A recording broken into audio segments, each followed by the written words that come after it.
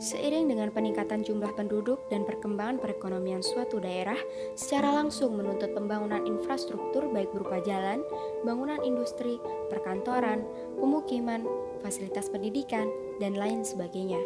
Hal ini tentu harus didukung oleh ketersediaan lahan yang mencukupi guna pemenuhan kebutuhan akan lahan yang cenderung mengalami peningkatan dari tahun ke tahun. Akibatnya secara tidak langsung menimbulkan masalah baru, yaitu konversi lahan atau alih fungsi lahan pertanian menjadi lahan non-pertanian. Adanya kecenderungan meluasnya alih fungsi lahan saat ini telah menyebabkan susutnya lahan pertanian secara progresif. Berdasarkan Badan Pusat Statistik, data yang diambil oleh Citra Satelit melalui skema kerangka sampel area, luas lahan baku sawah di Indonesia mengalami penurunan, yang mana sebelumnya pada tahun 2013 mencapai 7,75 juta hektar menjadi hanya 7,1 juta hektar pada tahun 2018. Salah satu wilayah yang mengalami penurunan luas lahan sawah di Indonesia adalah Kabupaten Lombok Tengah. Kabupaten ini merupakan wilayah administratif di Nusa Tenggara Barat.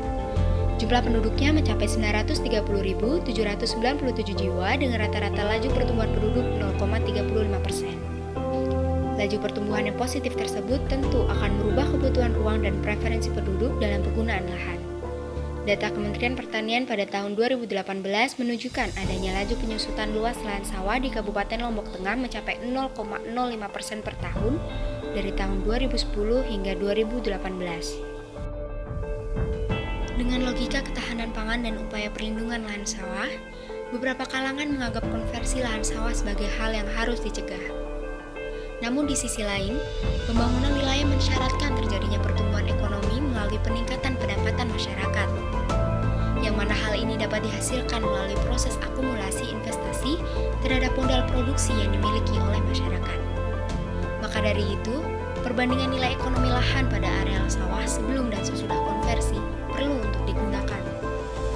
Hasil penelitian di Kabupaten Lombok Tengah menunjukkan bahwa konversi lahan sawah menjadi lahan non-pertanian memiliki rasio positif.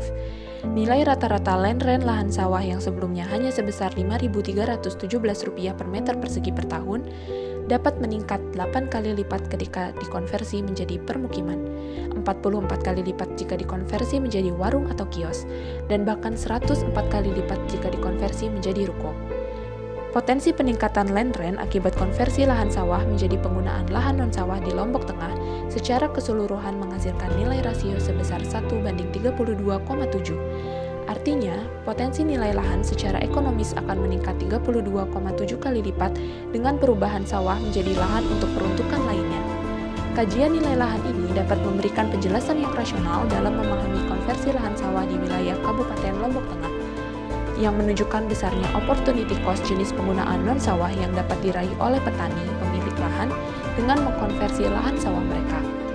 Kajian keuangan ini membuktikan bahwa konversi lahan sawah merupakan konsekuensi logis atas terjadinya pergeseran nilai lahan dan merupakan sesuatu yang sulit dihindari. Hanya saja, laju konversi harus dilakukan dengan bijak dan diawasi dengan baik. Beberapa saran yang bisa kami ambil antara lain: 1. Perlu adanya kebijakan wilayah yang mengatur alokasi konversi lahan beserta tatanannya agar tetap fungsional.